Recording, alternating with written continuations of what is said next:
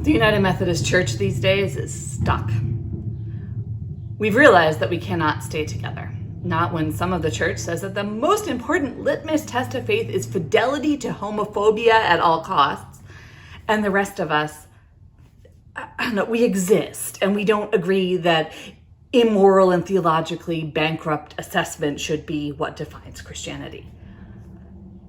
On May 1st, after years or maybe decades of planning, the Global Methodist Church launched, inviting churches and clergy to leave the United Methodist Church and join the UMC, which is designed for those who think that homophobia is faithfulness to God, although oddly, that isn't how they put it on their website. Slowly, but rather consistently, some churches are disaffiliating from the United Methodist Church and joining the Global Methodist Church. I wouldn't call it a mass exodus, perhaps because leaving involves paying a fair share of debts owed, ministry shares, and shared pension liability. Or perhaps because the theology is shallow and deviates widely from Jesus's. There was hope among many that the 2020 General Conference would pass legislation allowing a mostly graceful way forward, allowing churches, clergy, and even bishops to leave the United Methodist Church. However, the next General Conference is now scheduled for 2024. We skipped 2020 entirely, and things keep changing. There is, unfortunately, little hope that the denomination's official homophobic stances will change in 2024. But there is some hope that our annual conference might become a part of the church that refuses to acknowledge such laws. In the meantime, here at First United Methodist Church of Schenectady, and with our siblings in faith across the reconciling movement, we remain committed to the reconciling statement. We celebrate God's gift of diversity and value the wholeness made possible in community, equally shared and shepherded by all.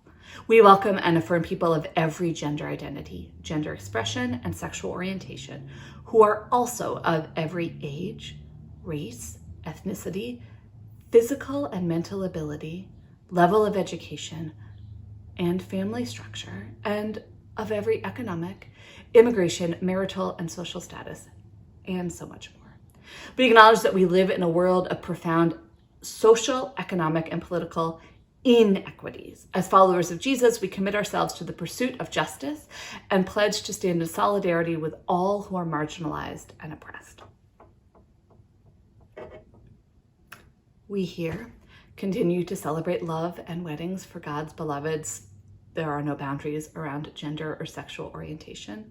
We continue to welcome into membership all of God's beloveds and invite people to be in leadership in the church who are willing and able.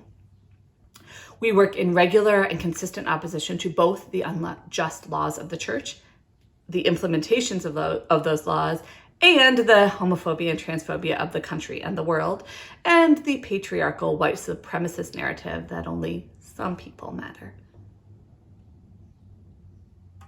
And we know that there are beloveds of God who cannot stomach being with us because we are a part of the United Methodist Church and or Christianity, and because of the harm they have experienced from one or both. We are in between.